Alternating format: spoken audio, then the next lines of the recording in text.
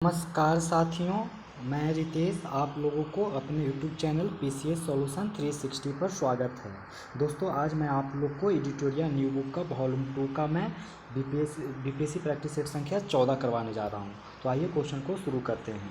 बिहार में असहयोग आंदोलन के दौरान किसने सदाकत आश्रम की स्थापना की? तो पहला का आंसर हो जाएगा मजरूल हक ने पटना के दीघा में असहयोग आंदोलन के दौरान सदाकत आश्रम की स्थापना की। दूसरा क्वेश्चन, सितंबर 1928 में हिंदुस्तान सोशलिस्ट रिपब्लिकन आर्मी की बैठक में बिहार के किस क्रांतिकारी ने भाग लिया था? तो फणींद्रनाथ घोष ने भाग लिया था। सितंबर 1928 में हिंदुस्तान सोशलिस्ट रिपब्लिकन आर्मी की बैठक में बिहार के किस क्रांतिकारी ने भाग लिया था? तो फणींद्रनाथ घोष ने। नमक सत्याग्रह के दौरान चर्चित स्थल नखास पिंड निम्न में से किस राज्य में स्थित था? तब वो था बिहार में। नमक सत्याग्रह के दौरान चर्चित स्थल नखास पिंड निम्न में से किस राज्य में स्थित था? तो बिहार में। निम्नलिखित में से कौन सा युग्म सुमेलित नहीं है? तो ऑप्शन इसका ई हो जाएगा, सुमेलित नहीं है, क्योंकि सभी युग्म सुमेलित हैं। बंदी जीवन सचिंद्रनाथ सन्याल के द्वारा और इंडियन स्ट्रगल सुभाष चंद्र बोस के द्वारा, इंडिया डिवाइडेड राजेंद्र प्रसाद के द्वारा और annihilation of caste B R. Ambedkar के द्वारा। पांचवा क्वेश्चन देखिए, भारत के स्वतंत्रता संग्राम से संबंधित निम्नलिखित घटनाओं में सबसे अंत में कौन सी घटना घटित हुई? तो वो हुआ था भारतीय राष्ट्रीय कांग्रेस का अमृतसर अधिवेशन। भारत के स्वतंत्रता संग्राम से संबंधित निम्नलिखित घटनाओं में सबसे अंत में कौन सी घटना घटित हुई? तो भारतीय राष्ट्रीय कांग्रेस का अमृत अधिवेशन। अब ये कैसे बनाएंगे जरा देखिए। भारतीय राष्ट्रीय कांग्रेस का अमृत अधिवेशन ये हुआ 2 दिसंबर 1919 को। कब हुआ भारतीय राष्ट्रीय कांग्रेस का अमृत अधिवेशन? तो 2 दिसंबर 1919 को। और रॉलेट अधिनियम यानी रॉलेट एक्ट ये आया था 19 मार्च 1919 को। जालियांवाला हत्याकांड हुआ 13 अप्रैल 1919 को। और रॉलेट सत्याग्रह ये हुआ था 6 अप्रैल 1919 को। 6 अप्रैल 1919 को रॉलेट सत्याग्रह हुआ था। आप अरेंज करके देख लीजिए तो पता चलेगा कि सबसे आखिरी में भारतीय राष्ट्रीय कांग्रेस का अमृतसर अधिवेशन हुआ था। किस गवर्नर जनरल के कार्यकाल में कोलकाता में एशियाटिक सोसाइटी की स्थापना हुई थी? तो वारेन हेस्टिंग्स। किस गवर्नर जनरल के कार्यकाल में कोलकाता में एशियाटिक सोसाइटी की स्थापना की गई? तो वारेन हेस्टिंग्स। 7 नंबर क्वेश्चन कह रहा है कि भारत में कर्जन की प्रशासन की तुलना औरंगजेब से किसने की थी? तब वो की थी गोपाल कृष्ण गोखले ने। भारत में कर्जन के प्रशासन की तुलना औरंगजेब से किसने की थी? तो गोपाल कृष्ण गोखले ने। रंपाओं के विद्रोह का नेतृत्व निम्नलिखित में से किसने किया? तो वो किया सीताराम राजू ने। रंपाओं का विद्रोह का नेतृत्व निम्नलिखित में से किसने किया? तो सीताराम राजू ने किया।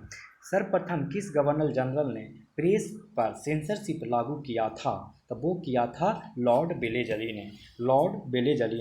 सर्वप्रथम किस गवर्नर जनरल ने प्रेस पर सेंसरशिप लागू किया था? तो लॉर्ड बेलेजली ने। किस वर्ष बाल गंगाधर तिलक को पत्रकारिता के लिए पहली बार सजा मिली थी? तो 1882 में। किस वर्ष बाल गंगाधर तिलक को पत्रकारिता के लिए पहली बार सजा मिली? 1882 में। साधारण ब्राह्मण समाज की स्थापना किसने की थी? तो इसका आंसर ई हो जाएगा। साधारण ब्राह्मण समाज की स्थापना 1878 में आनंद मोहन बोस एवं शिवनाथ शास्त्री ने की थी। शिवनाथ शास्त्री और आनंद मोहन बोस ने 1878 में साधारण ब्राह्मण समाज की स्थापना की थी। नेटिव मैरिज एक्ट के द्वारा लड़कियों एवं लड़कों के विवाह की न्यूनतम आयु क्रमशः 14 वर्ष एवं 18 वर्ष निर्धारित की गई थी। यह एक्ट किस वर्ष पारित हुआ? तो यह पारित हुआ था ऑप्शन ई। देखिए कब पारित हुआ था? 1872 ईस्वी में। कब? 1872 ईस्वी में, जो कि ऑप्शंस में नहीं दिया गया है। लॉर्ड नॉर्थबुक के समय में पारित हुआ। किसके समय में हुआ था? तो लॉर्ड नॉर्थबुक के समय में पारित हुआ। इस एक्ट के द्वारा लड़कियों एवं लड़कों के विवाह की न्यूनतम आयु 14 वर्ष और 18 वर्ष निर्धारित की गई। 13 नंबर, निम्नलिखित में से किस रचना के माध्यम से राजा राम मोहन राय ने सती प्रथा का विरोध किया था? तो वो किया था संवाद कौमुदी। निम्नलिखित में से किस रचना के माध्यम से राजा राम मोहन राय ने सती प्रथा का विरोध किया था? तो संवाद कौमुदी में। निम्न में से कांग्रेस के किस अधिवेशन में राष्ट्रीय आर्थिक कार्यक्रम एवं मौलिक अधिकार संबंधी प्रस्ताव पारित किए गए थे? तो वो है कराची अधिवेशन 1931। निम्न में से कांग्रेस के किस अधिवेशन में राष्ट्रीय आर्थिक कार्यक्रम एवं मौलिक अधिकार संबंधी प्रस्ताव पारित किए गए थे? तो कराची अधिवेशन 1931। निम्न में से कौन सुभाष चंद्र बोस के राजनीतिक गुरु थे? तो वो थे चित्तरंजन दास।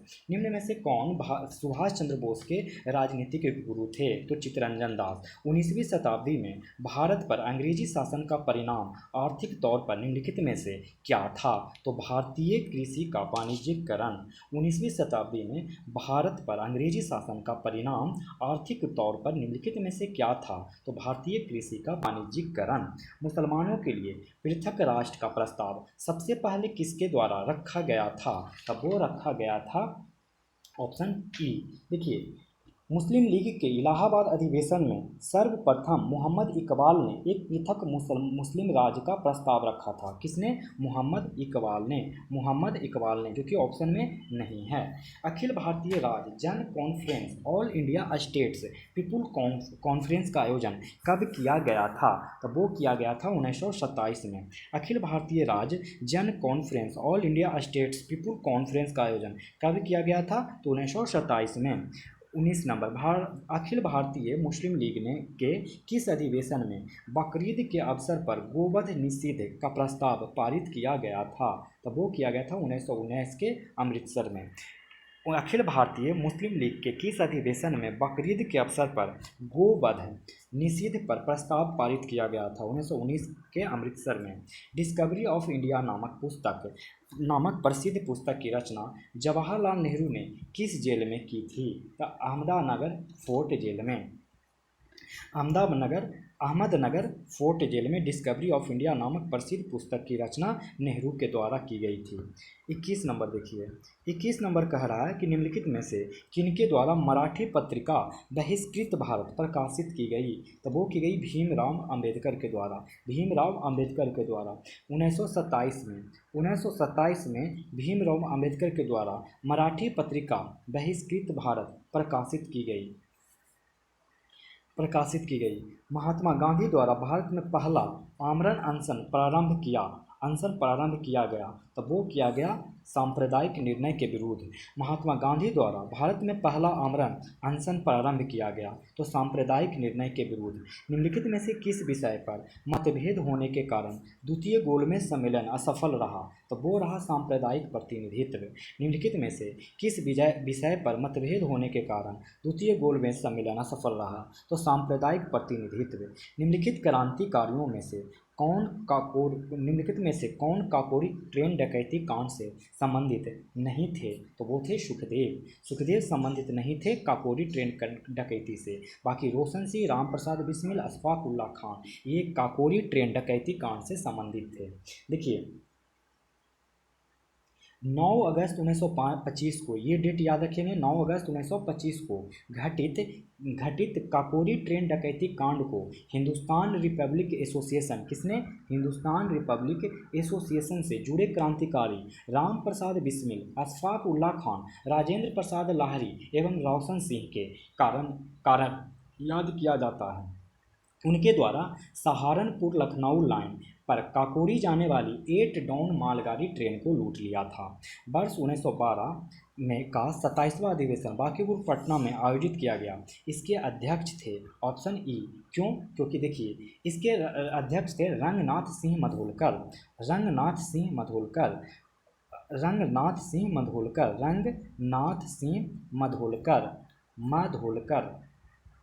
जो कि ऑप्शन में नहीं है, इसलिए ऑप्शन ई। निम्नलिखित में से किसने उदंतपुरी बिहार का निर्माण करवाया? तब वो करवाया गोपाल ने। निम्नलिखित में से किसने उदंतपुरी बिहार का निर्माण करवाया?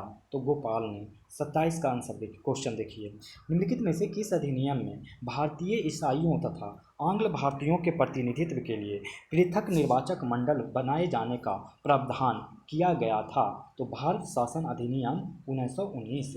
भारत शासन अधिनियम 1919 निम्नलिखित में से किस अधिनियम में भारतीय ईसाइयों द्वारा आंग्ल भारतीयों को प्रतिनिधित्व के लिए पृथक निर्वाचक मंडल बनाए जाने का प्रावधान किया गया था? तो भारत शासन अधिनियम 1919। महमूद गजनबी को के भारत आक्रमण का मुख्य उद्देश्य क्या था? तो धन की प्राप्ति। महमूद गजनबी के भारत आक्रमण का मुख्य उद्देश्य क्या था? तो धन की प्राप्ति। 29 नंबर, अत्यंत सुरीले अंदाज में कुरान पढ़ने के कारण निम्न में से कौन सा शासक कुरान खां के नाम से प्रसिद्ध हुआ? तो इसका सही जवाब क्या हो जाएगा? डी, कुतुबुद्दीन ऐबक। अत्यंत सुरीले अंदाज में कुरान पढ़ने के कारण निम्न में से कौन सा शासक कुरान खां के नाम से प्रसिद्ध हुआ? तो कुतुबुद्दीन ऐबक। 30 नंबर, दक्षिण भारत के प्रशासन में पोलीगार थे तो क्षेत्रीय प्रशासक एवं सैन्य नियंत्रक। दक्षिण भारत के प्रशासन में पोलीगार थे क्षेत्रीय प्रशासक एवं सैन्य नियंत्रक। हुमायूं द्वारा लड़े गए निम्नलिखित प्रमुख युद्धों को कालक्रम में अनुसार बढ़ते क्रम में व्यवस्थित करें। बढ़ते क्रम में व्यवस्थित करने का रहा, ये ध्यान दीजिएगा। देवरा का युद्ध 1532 में हुआ था, देवरा का युद्ध 1532 में, और चौसा का युद्ध हुआ था 1539 में, और कन्नौज का युद्ध हुआ था 1540 में, और 1555 में हुआ था सरहिंद का युद्ध। तो आप अरेंज कर लीजिए कि देवरा का युद्ध पहले हुआ, फिर चौसा का युद्ध, फिर कन्नौज का युद्ध, और लास्ट में सरहिंद का युद्ध हुआ। अकबर का दीन ए इलाही धर्म अकबर का दीन ए इलाही धर्म एकेश्वरवाद पर आधारित था। अकबर ने इसकी शुरुआत की, ऑप्शन ई, इसकी शुरुआत अकबर ने कब की? तो सुन लीजिए, दीन ए इलाही धर्म की शुरुआत की इस नवीन संप्रदाय का प्रधान पुरोहित अबुल फजल था। हिंदुओं में केवल बीरबल ने इसे स्वीकार किया। इसका डेट मेंशन नहीं किया गया है। तो 33 का आंसर देख लीजिए, जूनागढ़ अभिलेख में निम्न में से किस शासक का संदर्भ में विवरण मिलता है? तो इसका भी आंसर हो जाएगा ई, जूनागढ़ अभिलेख में रुद्रदामन चंद्रगुप्त मौर्य, अशोक और स्कंदगुप्त सभी के विषय में विवरण मिलता है। देवी चंद्रगुप्तम किसकी प्रसिद्ध रचना है? तो विशाखा दत्त की। देवी चंद्रगुप्तम किसकी रचना है? तो विशाखा दत्त की। इसमें रामगुप्त एवं चंद्रगुप्त के बारे में वर्णन किया गया है। 35 नंबर, निम्नलिखित में से किस स्तूप का संबंध बुद्ध के जीवन के किसी घटना से नहीं रहा है? तो सांची का स्तूप। ये सांची का स्तूप बुद्ध के जीवन के किसी घटना से नहीं रहा है। हड़प्पा सभ्यता का महत्वपूर्ण स्थल सुत्का गंडोर किस नदी के किनारे स्थित है? तब वो है दास्त नदी के किनारे स्थित है, दास्त नदी के किनारे। हड़प्पा सभ्यता का महत्वपूर्ण स्थल सुत्का गंडोर किस नदी के किनारे स्थित है? तो दास्त नदी के किनारे। सुत्का गंडोर दास्त नदी, इसमें दायमाबाद जो देख रहे हैं, दायमाबाद वो परवरा नदी, मांडा चिनाब नदी, परवरा है जो कि दायमाबाद के किनारे, परवरा के किनारे दायमाबाद है, और चिनाब के किनारे मांडा है, और सिंधु के किनारे चनहुद्रो है, सिंधु के किनारे चनहुद्रो है। 37 नंबर, सिंधु घाटी सभ्यता एवं वैदिक सभ्यता में अंतर का आधार नहीं है।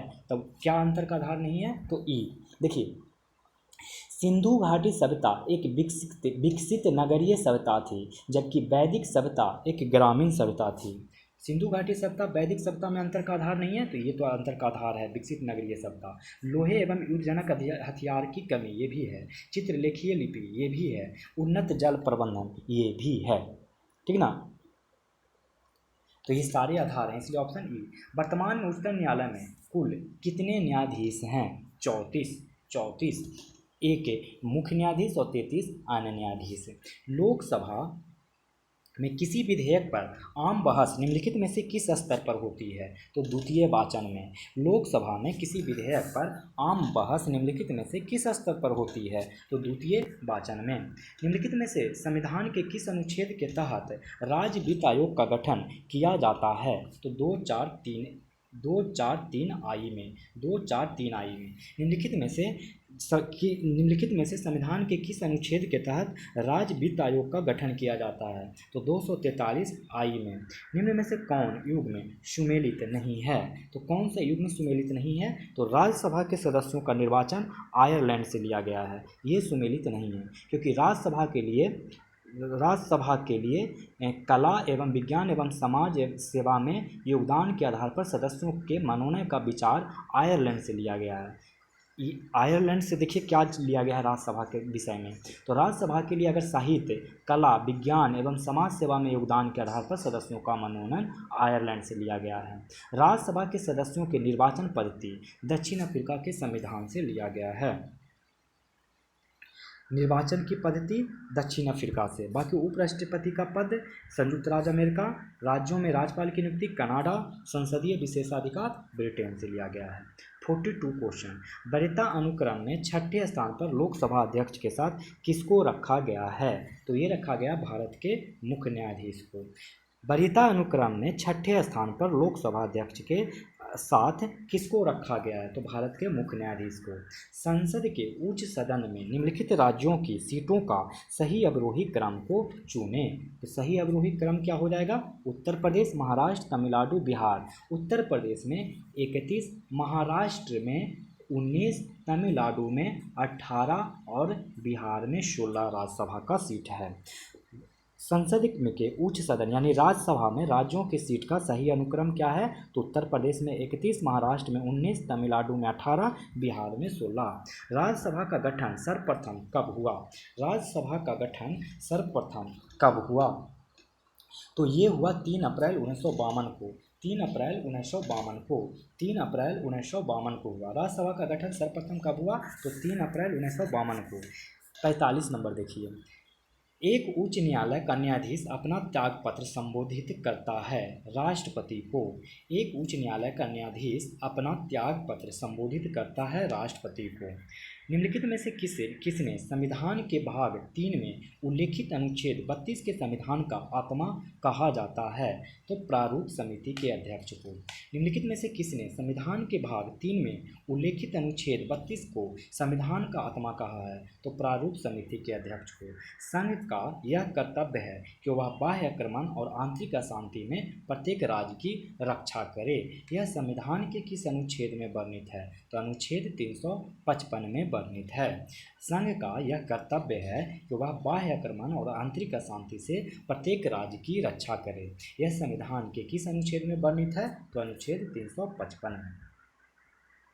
भारत में प्रजातंत्र इस तथ्य पर आधारित है कि जनता को सरकारों को चुनने और बदलने का अधिकार प्राप्त है। भारत में प्रजातंत्र इस तथ्य पर आधारित है कि जनता को सरकारों को चुनने और बदलने का अधिकार प्राप्त है।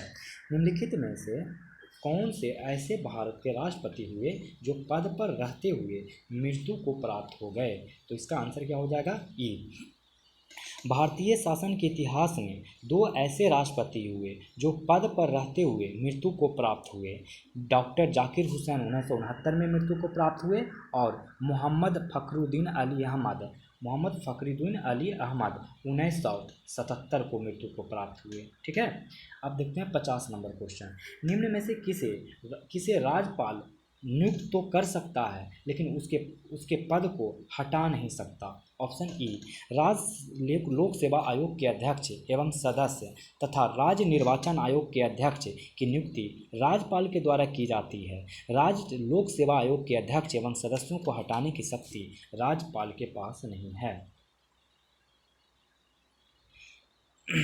ठीक है, तो आंसर आपको समझ में आ गया होगा कि निम्न में से किसे राज्यपाल नियुक्त तो कर सकता है लेकिन उसे उसके पद से हटा नहीं सकता। तो राज्य लोक सेवा आयोग के अध्यक्ष और राज्य निर्वाचन आयुक्त।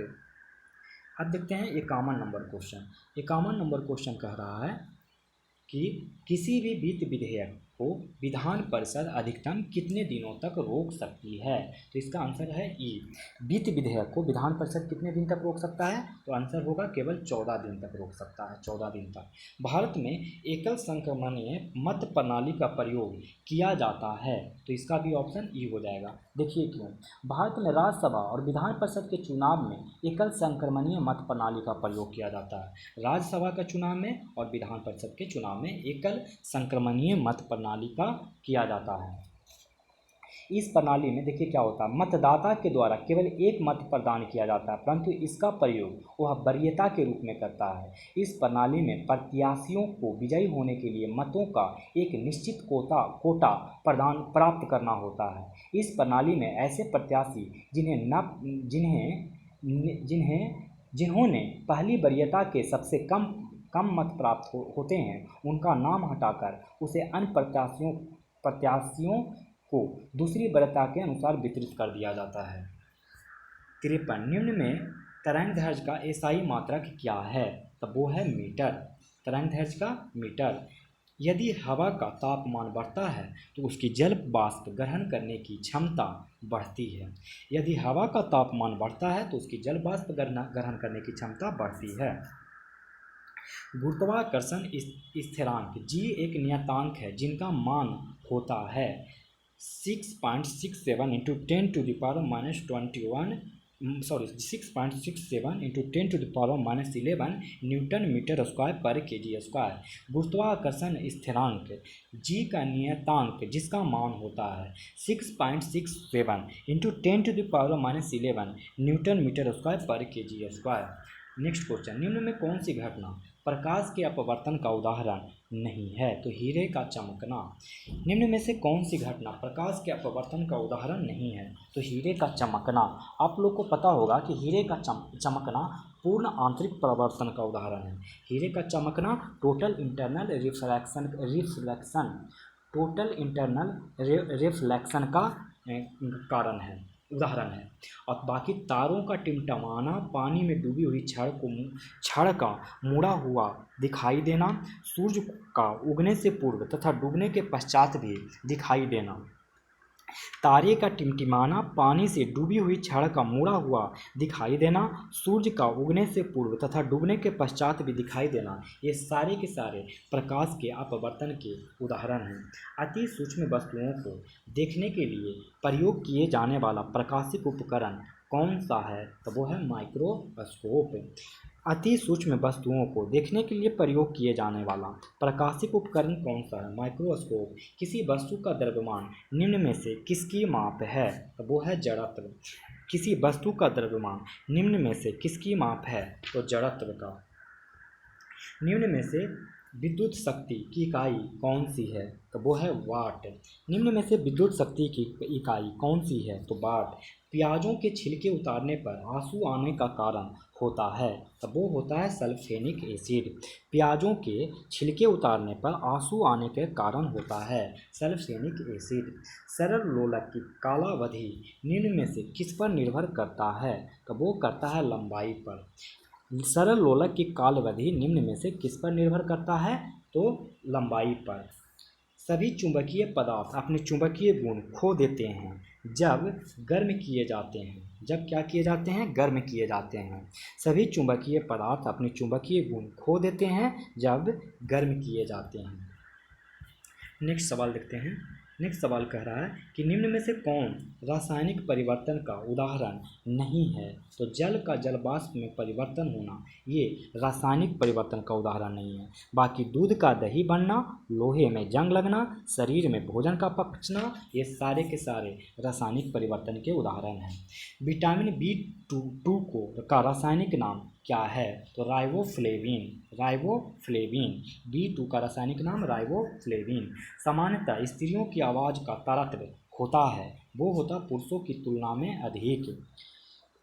सामान्यतः स्त्रियों की आवाज़ का तारतम्य होता है पुरुषों की तुलना में अधिक। निम्नलिखित में से कौन सा सत्य फल के अंतर्गत आता है? तो इसका आंसर हो जाएगा ई, क्यों? क्योंकि देखिए सत्त फल वैसे फल होते हैं जो फूल के निषेचित अंडाशय से बनते हैं। सत्त फल वैसे फल होते हैं जो फूल के निषेचित अंडाशय से बनते हैं। उदाहरण तारबूज, नींबू, चेरी, ब्लूबेरी सभी सत्त फल के उदाहरण हैं। तारबूज, नींबू, चेरी, ब्लूबेरी सभी सत्त फल के उदाहरण हैं। असत्य फल के उदाहरण सेब, केला, काजू, स्ट्रॉबेरी सभी असत्य फल के उदाहरण हैं। तो आंसर क्या हो जाएगा? Option E. निम्नलिखित में से कौन सी मानव पाचन की निम्नलिखित में से 67 देखिए, निम्नलिखित में से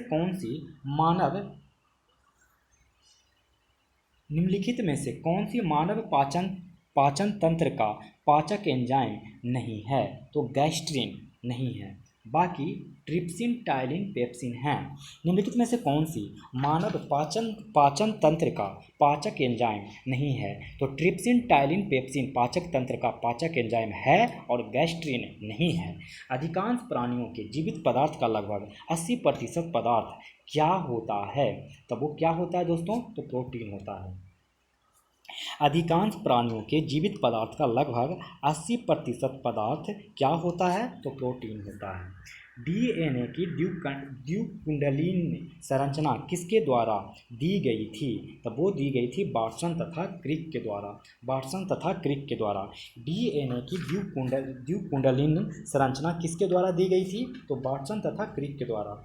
किस मिश्र धातु में जस्ता नहीं पाया जाता है? तो ब्रांज या कांसा में।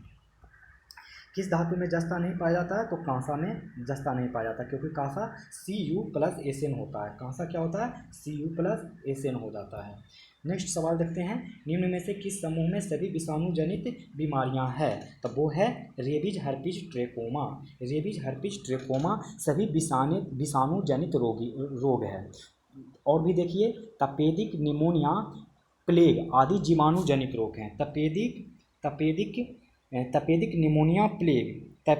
निमोनिया प्लेग ये जीवाणु जनित रोग हैं। और रेबीज, हर्पीज,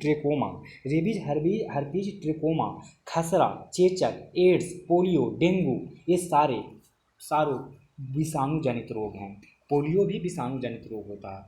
सुनहरे चावल यानी गोल्डन राइस में बीटा कैरोटीन जीन कहाँ से आता है? तो डैफोडिल से। सुनहरे चावल गोल्डन राइस में बीटा कैरोटीन जीन कहाँ से आता है? तो डैफोडिल से आता है। पौधों की लंबाई में वृद्धि के लिए निम्न में से कौन सा आवश्यक तत्व है? तो इसका आंसर क्या हो जाएगा? ई। पौधों के आवश्यक तत्वों कैल्शियम, नाइट्रोजन, फास्फोरस, पोटेशियम आदि महत्वपूर्ण पोषक तत्व हैं जो पौधों की लंबाई में वृद्धि करते हैं। कैल्शियम, फास्फोरस, नाइट्रोजन और पोटेशियम ये सारे ही इंपॉर्टेंट्स हैं। निम्न में से किसका सेवन हृदय रोगियों को अधिक मात्रा में नहीं करनी चाहिए? तो वसा। निम्न में से किसका सेवन हृदय रोगियों को अधिक मात्रा में नहीं करनी चाहिए? वसा। वनस्पति उद्यान तथा प्राणी उद्यान निम्न में से किसके उदाहरण हैं? तब वो उदाहरण है एक्स सीटू संरक्षण। वनस्पति उद्यान तथा प्राणी उद्यान निम्न में से किसके उदाहरण हैं? एक्स सीटू संरक्षण। आग बुझाने वाले संयंत्र में कार्बन डाइऑक्साइड किस अभिक्रिया से पैदा होती है? तो वो पैदा होती है सोडियम बाइकार्बोनेट तथा तनु सल्फ्यूरिक अम्ल से। आग बुझाने वाले संयंत्र में कार्बन डाइऑक्साइड किस अभिक्रिया से पैदा होती है? सोडियम बाइकार्बोनेट तथा तनु सल्फ्यूरिक अम्ल से। एस्पिरिन के संबंध में क्या सही नहीं है? तो वो है इसे पेट्रोलियम से बनाया जाता है। एस्पिरिन का संबंध में क्या सही नहीं है? इसे पेट्रोलियम से बनाया जाता है। निम्नलिखित में से कौन सुमेलित नहीं है? तो निम्नलिखित में से कौन सुमेलित नहीं है? तो विटामिन ए वर्णांतता, ये वर्णांतता सुमेलित नहीं है। बाकी विटामिन के रक्त का जमना, थायमिन बेरी और स्कर्वी होता है स्कर्विक एसिड के कमी से। विटामिन ए से क्या होता है? तो रेटिनॉल का बीमारी विटामिन ए से होता है। और विटामिन ए की कमी से रतौंधी और जीरोथैलेमिया होता है। विटामिन ए से वर्णांता नहीं होता है। वर्णांता एक आनुवंशिक रोग है। निम्न में से कौन प्रोटोजोआ जनित रोग है? तो इसका ऑप्शन ई हो जाएगा, क्योंकि प्रोटोजोआ जनित रोग कालाजार एवं मलेरिया होता है। कालाजार एवं मलेरिया ये प्रोटोजोआ जनित रोग है। डेंगू एवं खसरा रोग वायरस के कारण होता है। डेंगू और खसरा रोग वायरस के कारण होता है। निम्न में से कोशिका घटक कोशिका में दाखिल होने वाले जीवाणुओं को नष्ट करता है। लाइसोसोम। निम्न में से कौन सा कोशिका घटक कोशिका में दाखिल होने वाले जीवाणुओं को नष्ट करता है? लाइसोसोम। पारिस्थितिकी तंत्र में ऊर्जा का मुख्य स्रोत क्या है? तो वो है सौर विकिरण। सौर विकिरण। पारिस्थितिकी तंत्र में ऊर्जा का मुख्य स्रोत क्या है? सौर विकिरण। निम्नलिखित को सूची 1 को सूची 2 से मिलान करने कह रहा है। तो यूरिया उर्वरक से मिलान होगा। यूरिया उर्वरक से, पेनिसिलिन प्रतिजैविक से, मैलाथियान फंगस नाशी से, कॉपर सल्फेट कीटनाशी से, पेनिसिलिन प्रतिजैविक है, मेलाथियान फंगस नाशी और यूरिया उर्वरक है। 83 नंबर, अब्दुल रज़ाक गुरनाह को वर्ष 2021 का साहित्य का नोबेल पुरस्कार प्रदान किया गया। उनका संबंध किस देश से है? तो तंजानिया से है। अब्दुल रज़ाक गुरनाह को वर्ष 2021 का साहित्य का नोबेल पुरस्कार प्रदान किया गया। उनका संबंध किस देश से है? तो तंजानिया से। निम्नलिखित में से किस देश के सर्वश्रेष्ठ समुद्री जिले के रूप में सम्मानित किया गया है? तो बालासोर, ये उड़ीसा में है बालासोर। निम्नलिखित में से किसे देश के सर्वश्रेष्ठ समुद्री जिले के रूप में सम्मानित किया गया है? तो बालासोर। भारत का पहला वर्टिकल टावर फॉरेस्ट माना फॉरेस्ट कहाँ बनाया जा रहा है? तो वो बनाया जा रहा है बेंगलुरु। भारत का पहला वर्टिकल टावर फॉरेस्ट माना फॉरेस्टा कहाँ बनाया जा रहा है? तो बेंगलुरु। हाल ही में चर्चा में रहा भाविना पटेल का संबंध किस खेल से है? तो भाविना पटेल का संबंध किस खेल से है? तो पैरा टेबल टेनिस। हाल ही में चर्चा में रहा भाविना पटेल का संबंध किस खेल से है? तो पैरा टेबल टेनिस। एससीओ सदस्य द्वारा पाबी एंटी टेरर 2021 युद्धाभ्यास का आयोजन किस देश में किया जाएगा? तो वो पाकिस्तान होगा। एससीओ का सदस्य द्वारा पाबी एंटी टेरर 2021 युद्धाभ्यास का आयोजन किस देश में किया गया? तो पाकिस्तान में। Dada Saheb Phalke international film festival awards 2021 में सर्वश्रेष्ठ फिल्म का पुरस्कार किसे प्रदान किया गया? तो वो प्रदान किया गया Tanhaji the unsung warrior. Dada Saheb Phalke international film festival award 2021 में सर्वश्रेष्ठ फिल्म का पुरस्कार किसे प्रदान किया? तो तान्हाजी द अनसंग वॉरियर। किस देश के भूवैज्ञानिक ने पृथ्वी पर 1.6 बिलियन वर्ष पुराने पानी की खोज की है? तो वो है कनाडा। किस देश के भूवैज्ञानिक ने पृथ्वी पर 1.6 बिलियन वर्ष पुराने पानी की खोज की है? तो कनाडा। निम्नलिखित में से किस संस्था ने एमएसएमई के लिए स्वास्थ्य और आरोग्य ऋण योजना की शुरुआत की है? तो सिडबी। निम्नलिखित में से किस संस्था ने एमएसएमई के लिए स्वास्थ्य और आरोग्य ऋण योजना की शुरुआत की है? सिडबी। गलवान घाटी में शहीद कर्नल बिकुमल्ला संतोष बाबू को किस राष्ट्रीय पुरस्कार से नवाजा गया है? तो महावीर चक्र से। गलवान घाटी में शहीद कर्नल बिकुमल्ला संतोष बाबू को किस राष्ट्रीय पुरस्कार से नवाजा गया है? महावीर चक्र से। लद्दाख को जैविक कृषि संपन्न बनाने के लिए लद्दाख ने किस राज्य से समझौता किया है? तो सिक्किम राज्य से। लद्दाख को जैविक कृषि संपन्न बनाने के लिए लद्दाख ने किस राज्य से समझौता किया है? तो सिक्किम राज्य से। नेक्स्ट सवाल, एक भारत श्रेष्ठ भारत अभियान के तहत बिहार को किस राज्य से जोड़ा गया है? तब वो जोड़ा गया है मिजोरम से। मिजोरम और त्रिपुरा से, इसलिए ऑप्शन ई हो जाएगा। एक भारत श्रेष्ठ भारत अभियान के तहत बिहार को किस राज्य क्षेत्र से जोड़ा गया है? तो मिजोरम और त्रिपुरा से। भारत सरकार ने प्रत्यक्ष और अप्रत्यक्ष टैक्स से जुड़े मामले के लिए गठित समिति का अध्यक्ष किसे बनाया गया है? तो आशीष सिराधोंकर को। भारत सरकार ने प्रत्यक्ष और अप्रत्यक्ष टैक्स से जुड़े मामले के लिए गठित समिति का अध्यक्ष किसे बनाया गया है? तो आशीष सिराधोंकर को। 15वें वित्त आयोग ने 2020-23 की अवधि के लिए बिहार के लिए राजकोषीय घाटे के लक्ष्य को जीएसडीपी के कितने प्रतिशत करने की सिफारिश की है? तो 3.5%। 15वें वित्त आयोग ने 2020-23 की अवधि के लिए बिहार के लिए राजकोषीय घाटे के लक्ष्य को जीएसडीपी के कितने प्रतिशत करने की सिफारिश की है? तो 3.5%।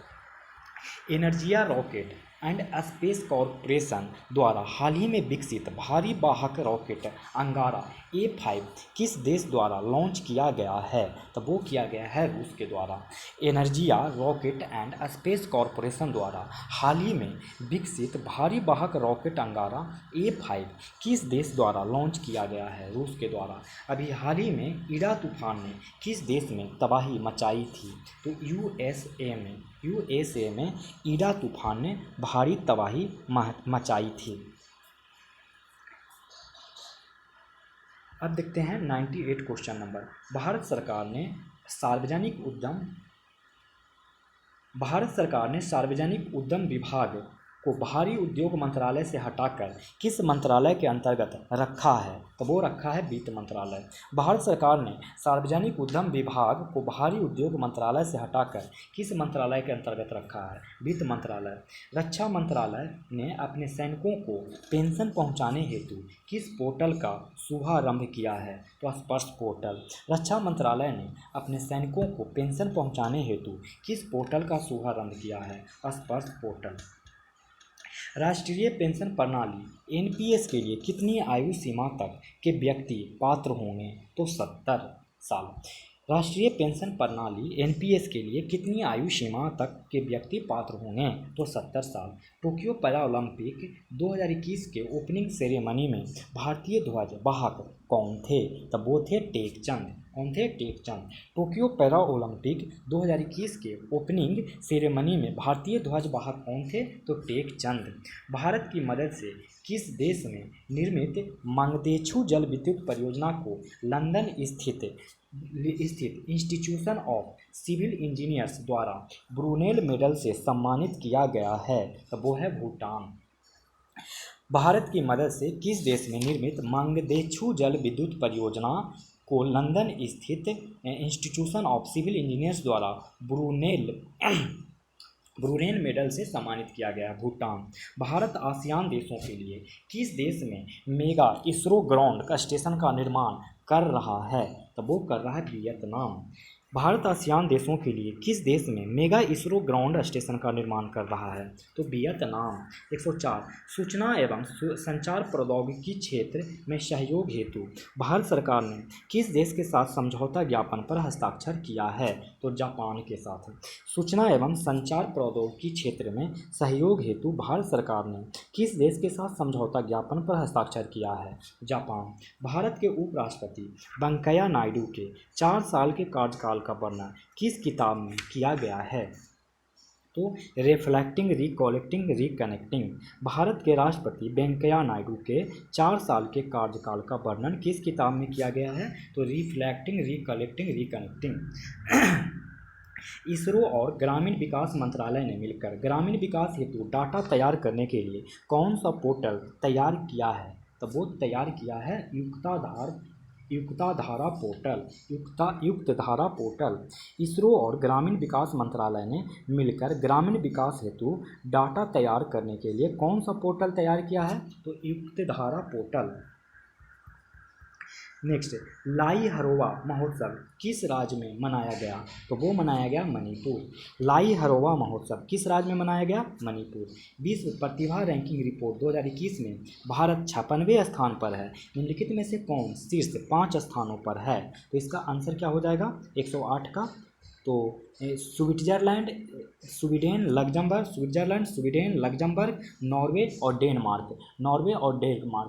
विश्व प्रतिभा रैंकिंग रिपोर्ट 2021 में शीर्ष 5 देश याद रखिए: स्विट्जरलैंड, स्वीडन, लग्जमबर्ग, नॉर्वे और डेनमार्क। 109 भारत की पहली हरित ऊर्जा अभिसरण परियोजना किस राज्य में स्थापित की जाएगी? तो गोवा में। भारत की पहली हरित ऊर्जा अभिसरण परियोजना किस राज्य में स्थापित की जाएगी? तो गोवा। फीडे शतरंज विश्व कप 2021 के विजेता कौन बने हैं? तो जैन क्रिजेस्तोफ। फीडे शतरंज विश्व कप 2021 के विजेता कौन बने हैं? तो जैन क्रिजेस्तोफ। 33वां ग्रीष्मकालीन ओलंपिक खेल 2024 में कहाँ आयोजित किया जाएगा? तो पेरिस, फ्रांस। 23वां ग्रीष्मकालीन ओलंपिक खेल 2024 में कहाँ आयोजित किया जाएगा? तो पेरिस, फ्रांस। महात्मा गांधी की 152वीं जयंती पर 2 अक्टूबर 2021 को खादी से बना दुनिया का सबसे बड़ा राष्ट्रीय ध्वज कहाँ फहराया गया? तो वो फहराया गया लद्दाख में। महात्मा गांधी की 152वीं जयंती पर 2 अक्टूबर 2021 को खादी से बना दुनिया का सबसे बड़ा राष्ट्रीय ध्वज कहाँ फहराया गया? तो लद्दाख में। 113 निम्न में से कौन सा सुमेलित नहीं है? तो ऑप्शन ई सुमेलित नहीं है। देखिए, हरित क्रांति की शुरुआत वार्षिक योजना 1966 से 69 के दौरान 1966-67 में हुआ। हरित क्रांति की शुरुआत कब हुआ? तो शुरुआत वार्षिक योजना 1966-69 के दौरान हुआ, जो कि ऑप्शन में नहीं है। चौथी पंचवर्षीय बोर्ड है, जो कि गलत है। फिर देखिए, भूमिगत नाभिकीय परीक्षण चौथी वर्षीय योजना के दौरान 1974 में किया गया। भूमिगत नाभिकीय परीक्षण 5वीं में नहीं 4थी में किया गया, ये दोनों गलत है। बाकी 1990-92 का वार्षिक योजना सिडबी की स्थापना हुआ और छठी पंचवर्षीय योजना में 6 बड़े बैंक का राष्ट्रीयकरण किया गया। मानव विकास सूचकांक के साथ प्रकाशित होने वाले लैंगिक समानता सूचकांक के आयामों में निम्न में से कौन शामिल नहीं है? तो प्रति व्यक्ति आय शामिल नहीं है। बाकी स्वास्थ्य, श्रम बाजार, सशक्तिकरण ये सब शामिल है। मानव विकास सूचकांक के साथ प्रकाशित होने वाले लैंगिक समानता सूचकांक के आयामों में निम्न में से कौन शामिल नहीं है? तो प्रति व्यक्ति आय शामिल नहीं है। बाकी स्वास्थ्य, श्रम, सशक्तिकरण ये सब शामिल हैं। 115 नंबर, भारत में थोक मूल्य सूचकांक का वर्तमान आदर्श वर्ष क्या है? तो ये है ऑप्शन ई। देखिए, इसका हो जाएगा आंसर 2011 से 2012। भारत में थोक मूल्य सूचकांक का वर्तमान आधार वर्ष क्या है? तो 2011 से 2012। निम्नलिखित में से कौन सतत विकास का आधार है? तो वो है पर्यावरणीय दृष्टिकोण। निम्नलिखित में से कौन सतत विकास का आधार वर्ष है? तो पर्यावरणीय दृष्टिकोण। निम्न में से कौन सी संभावनाएं खाद्य प्रसंस्करण उद्योग का विस्तार में सहायक है? तो इसका सही आंसर क्या हो जाएगा? डी। 1, 2, 3, 4 ये सारे के सारे। निम्न में से कौन सी संभावनाएं खाद्य प्रसंस्करण और उद्योग के विस्तार में सहायक है? तो कृषि उपज की अधिकता, शहरीकरण का विस्तार, एकल परिवार एवं महिला श्रमिकों में वृद्धि, खाद्य उत्पादन पर अधिक व्यय। निम्न में से कौन सी संभावनाएं खाद्य प्रसंस्करण उद्योग के विस्तार में सहायक है? तो कृषि उपज की अधिकता, शहरीकरण का विस्तार, एकल परिवार एवं महिला श्रमिकों में वृद्धि, खाद्य उत्पादकों पर अधिक व्यय। व्यापार सुगमता सूचकांक रिपोर्ट में निम्नलिखित में से किसके द्वारा जारी किया जाता है? तो विश्व बैंक के द्वारा। व्यापार सुगमता सूचकांक रिपोर्ट निम्नलिखित में से किसके द्वारा जारी किया जाता है? विश्व बैंक द्वारा। राष्ट्रीय मत्स्य विकास बोर्ड कहाँ स्थित है? तो वो है हैदराबाद में। राष्ट्रीय मत्स्य विकास बोर्ड कहाँ स्थित है? तो हैदराबाद में। निम्नलिखित को उनकी स्थापना के कालक्रम के अनुसार आरोही क्रम में सजाएं। तो आरोही क्रम में सजाएंगे तो ए हो जाएगा। क्यों? देखिए, इंपीरियल बैंक की स्थापना कब हुआ था? तो 1921 में। फिर जीआईसी का स्थापना कब हुआ? तो 1972 में। फिर नाबार्ड का स्थापना 1982 में। सिडबी का स्थापना 1990 में। सिडबी 1990 में, इंपीरियल बैंक ऑफ इंडिया 1921 में, नाबार्ड 1982 में, जीआईसी 1972 में। आप लोग अरेंज कर लेंगे। वर्ष 2017 में रेल बजट को आम बजट में किस समिति की सिफारिश पर मिला दिया गया? तो वो था विवेक देवराय समिति। वर्ष 2017 में रेल बजट को आम बजट में किस समिति की सिफारिश पर मिला दिया? तो विवेक राय देवराय समिति। अर्थव्यवस्था में मांग घटने में मुद्रास्फीति की दर के घटने एवं बेरोजगारी दर के बढ़ने की स्थिति क्या कहलाती है? तो वो कहलाती है सुस्ती या स्लो डाउन। सुस्ती या स्लो डाउन। अर्थव्यवस्था में मांग घटने से मुद्रास्फीति की दर के घटने एवं बेरोजगारी दर के बढ़ने की स्थिति कहलाती है सुस्ती या स्लो डाउन। निम्न में से कौन सा कथन प्रधानमंत्री सुरक्षा बीमा योजना के बारे में सही नहीं है? तब वो क्या सही नहीं है? तो डी ऑप्शन। इस बीमा योजना के प्रीमियम राशि 12 रुपया प्रति माह नहीं है, बल्कि 12 रुपया प्रति वर्ष है। कौन सा बीमा योजना की प्रीमियम राशि? तो प्रधानमंत्री सुरक्षा बीमा योजना का प्रीमियम राशि 12 रुपया प्रति वर्ष है। इस बीमा योजना के लिए मतलब कि प्रधानमंत्री सुरक्षा बीमा योजना के लिए 18 से 70 वर्ष की आयु के सभी बचत बैंक खाता धारक पात्र हैं। इस बीमा योजना के लिए कितने वर्ष तक? 18 से 70 वर्ष की आयु के सभी बचत बैंक खाता धारक पात्र हैं। इस योजना का प्रारंभ 9 मई 2015 को कोलकाता में हुआ था। इस योजना का प्रारंभ कहाँ से हुआ? तो कोलकाता से 9 मई 2015 से। इस योजना का नोडल विभाग वित्त मंत्रालय का वित्तीय सेवा विभाग होता है। इस योजना का नोडल विभाग कौन होता है? तो नोडल विभाग वित्त मंत्रालय के वित्तीय सेवा विभाग होता है। केंद्रीय बजट 2022-23 के अनुसार केंद्रीय बजट 2022-23 के अनुसार वित्तीय वर्ष 2022-23 में राजकोषीय घाटा सकल घरेलू उत्पाद का कितना प्रतिशत अनुमानित है? तब वो है 6.4%।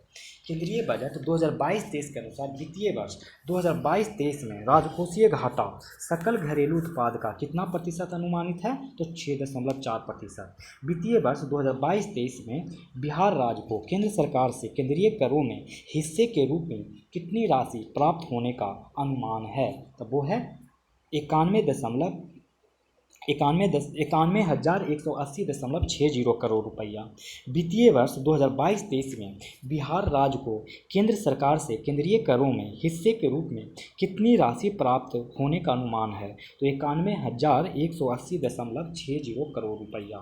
वर्ष 2020-21 में वर्तमान कीमतों पर निम्न में से किस राज्य का निवल राज्य घरेलू उत्पाद सबसे अधिक रहा है? तो वो रहा है तमिलनाडु। वर्ष 2020-21 में वर्तमान कीमतों पर निम्न में से किस राज्य का निवल राज्य घरेलू उत्पाद सबसे अधिक रहा है? तमिलनाडु। पटना मेट्रो रेल परियोजना की कुल लंबाई कितनी है? तो वो है 31.29 किलोमीटर। पटना मेट्रो रेल परियोजना की कुल लंबाई कितनी है? तो 31.29 किलोमीटर। भारत वन स्थिति रिपोर्ट 2021 के अनुसार देश के कार्बन स्टॉक में वार्षिक वृद्धि है कितना है? तो 39.7 मिलियन टन। भारत वन स्थिति रिपोर्ट के 2021 के अनुसार देश में कार्बन स्टॉक में वार्षिक वृद्धि कितना हुआ है? तो 39.7 मिलियन टन। देखेंगे 129 नंबर क्वेश्चन। 129 कह रहा है कि भारत वन स्थिति रिपोर्ट के 2021 के अनुसार सर्वाधिक वनावरण प्रतिशत वाला बाघ संरक्षित क्षेत्र है। तब वो है पक्के बाघ संरक्षित क्षेत्र। भारत वन स्थिति रिपोर्ट के 2021 के अनुसार सर्वाधिक वनावरण प्रतिशत वाला बाघ संरक्षित क्षेत्र है पक्के बाघ संरक्षित क्षेत्र। बिहार के निम्न में से किस जिले में वनावरण का प्रतिशत सबसे कम है? तब वो है शेखपुरा। बिहार के निम्न में से किस जिले में वनावरण का प्रतिशत सबसे कम है? शेखपुरा। सोलास एक शीतोष्ण कटिबंधीय वन है जो पश्चिम घाट के निम्न में से किस क्षेत्र से संबंधित है? तब वो है ई ऑप्शन। देखिए पश्चिम घाट के अन्नामलाई नीलगिरी एवं पालनी की पहाड़ी पर पाया जाने वाला शीतोष्ण कटिबंध वनों को सोलास के नाम से जाना जाता है, सोलास के नाम से। निम्न में से कौन सा विकल्प प्रवाल विरंजन के कारण को निर्दिष्ट नहीं करता है? तो इसका आंसर क्या हो जाएगा? ई। उपरोक्त में से सभी विकल्प प्रवाल विरंजन के कारणों में शामिल है।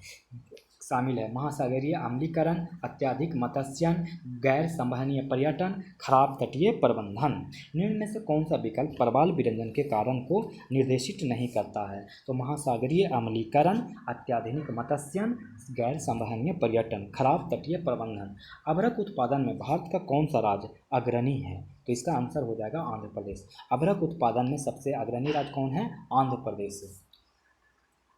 134 राष्ट्रीय जलमार्ग संख्या 6 किस नदी से संबंधित है? तो बराक नदी से संबंधित है। राष्ट्रीय जलमार्ग संख्या 6 किस नदी से संबंधित है? तो बराक नदी से संबंधित है। वायुमंडल के स्तरों एवं उनके अभिलक्षणों को सुमेलित जोड़े में कौन सा सही नहीं है? तो मध्यमंडल ध्रुव ज्योति से संबंधित नहीं है, क्योंकि मध्यमंडल